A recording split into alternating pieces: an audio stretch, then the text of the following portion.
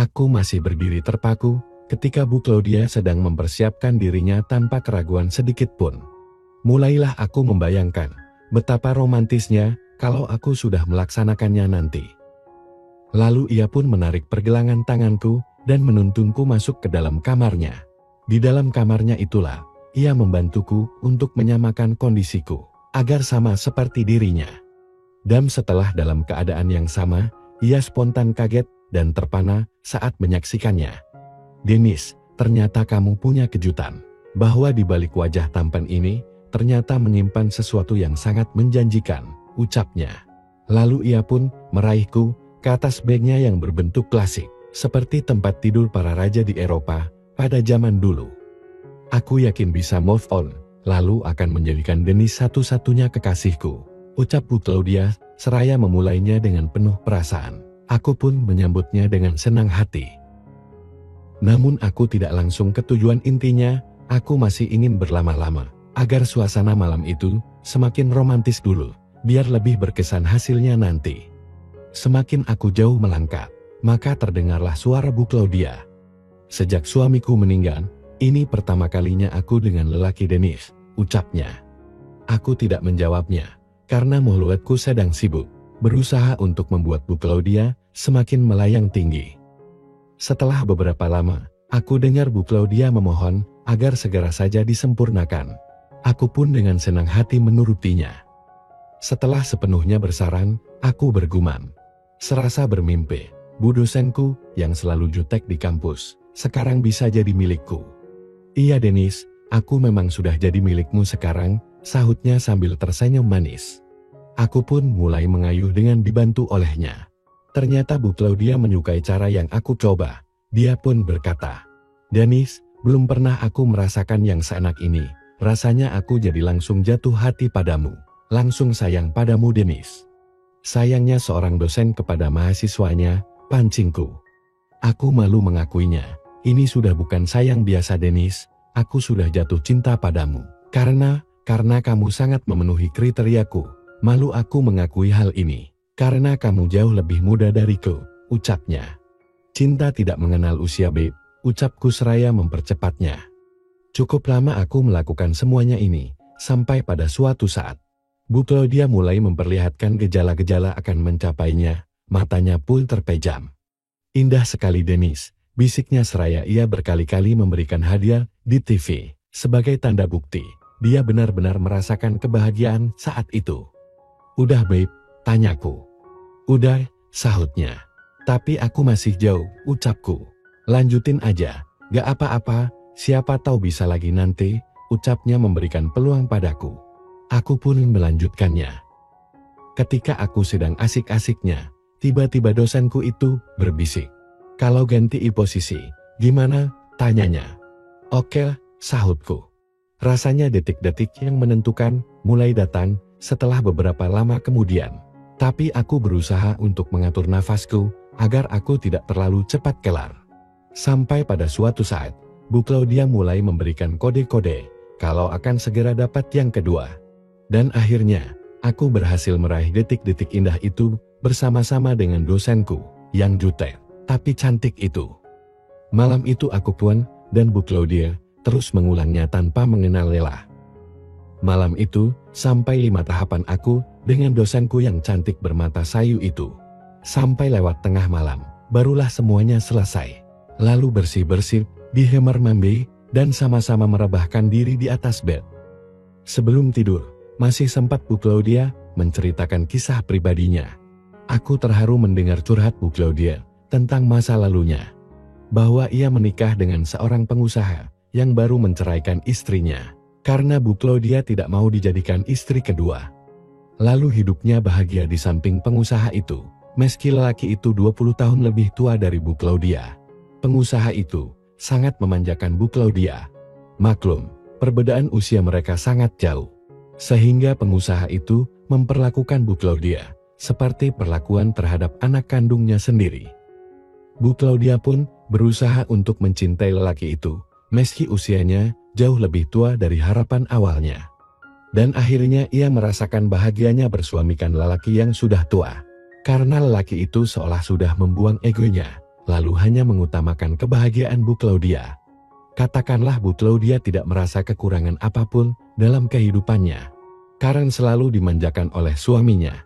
Namun ternyata, kebahagiaan itu hanya berlangsung 2 tahun. Karena pada tahun ketiga, lelaki tua itu mengidap kanker hati yang mustahil bisa disembuhkan. Lalu lelaki itu dirawat di sebuah rumah sakit yang paling terkenal. Cukup lama dia dirawat di rumah sakit yang terkenal dan termahal itu.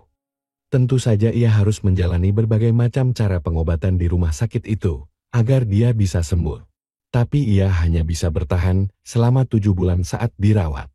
Setelah berkali-kali menjalani kemoterapi dan sebagainya, lelaki itu akhirnya menghembuskan nafas terakhirnya. Lalu bagaimana dengan harta peninggalan pengusaha itu? Boleh dibilang habis untuk membiayai perawatannya. Hanya rumah ditinggali Bu Claudia itu sisanya, berikut segala isinya. Sedangkan Bu Claudia sudah terbiasa hidup bergelimang harta, tanpa kekurangan apa-apa. Tapi setelah suaminya meninggal, dosenku itu seolah harus mulai dari nol lagi. Banyak sekali kekurangan yang harus ditutupi oleh Bu Claudia. Belakangan ini Bu Claudia sering memikirkan semua itu. Bahkan setelah berhari-hari mempertimbangkannya, akhirnya dia memutuskan untuk resign sebagai dosen, lalu mencari pekerjaan baru di perusahaan swasta. Sampai akhirnya, dia membaca iklan yang kumuat di media cetak dan elektronik. Begitulah ceritanya, ucap Bu Claudia di akhir penuturannya. Kalau aku mempertahankan statusku sebagai seorang dosen, aku akan selalu banyak kekurangan. Karena aku harus selalu membantu mama dan adik-adikku, ucapnya.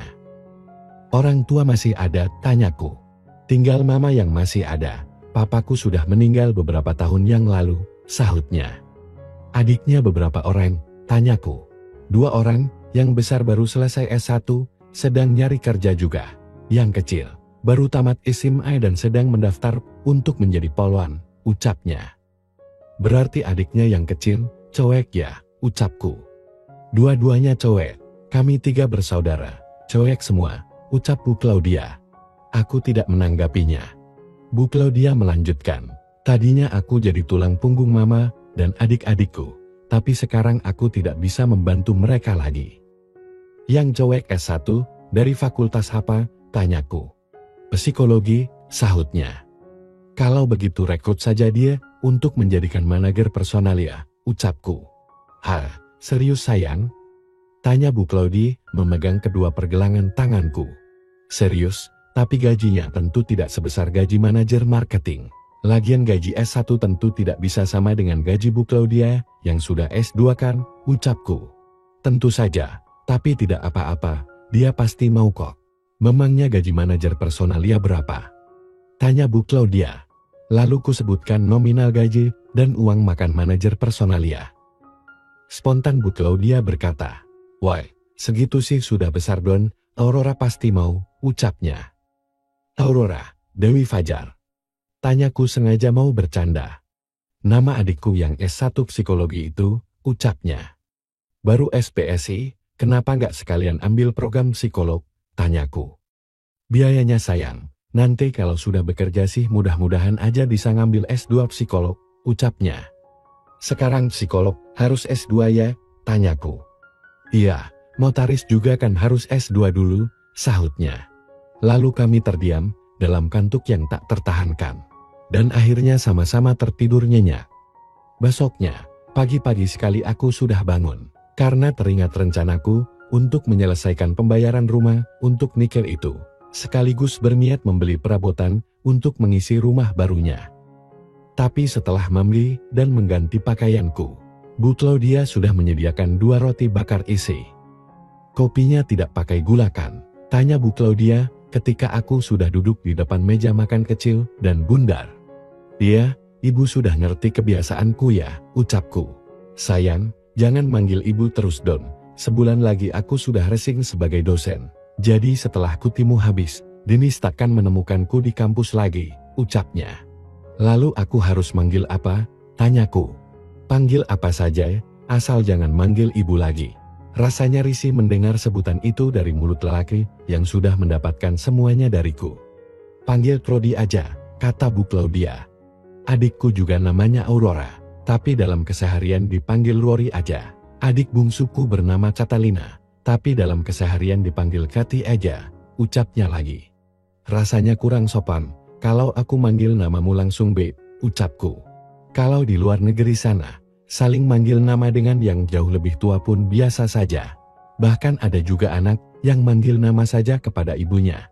Gak apa-apa, ucap Bu Claudia. Okelah, aku mau memanggilmu Claude aja, Claudie, ucapku. Iya, 2 bulan lagi aku kan jadi anak buahmu bos, ucapnya. Oke deh, tapi sebulan lagi kita harus melakukan meeting dulu. Semua manajer harus dikumpulkan. Nanti aku akan menjadi komisaris utama, sementara calon dirutnya, calon istriku sendiri babe, ucapku. Iya, sahutnya. Nggak enak ya, dengar calon istriku bakal jadi dirut nanti, tanyaku. Biasa-biasa saja, aku kan tidak akan menuntut untuk menjadi istrimu sayang. Yang penting, hubungan rahasia kita sebaiknya berjalan terus secara rapi, ucapnya. Itu pasti babe, aku sendiri kan membutuhkanmu, ucapku. Beberapa saat kemudian, aku sudah berada di dalam mobilku, sambil memencet nomor Nike untuk menghubunginya, menanyakan keberadaannya. Bersambung, kita sambung di episode selanjutnya ya teman-teman. Terima kasih.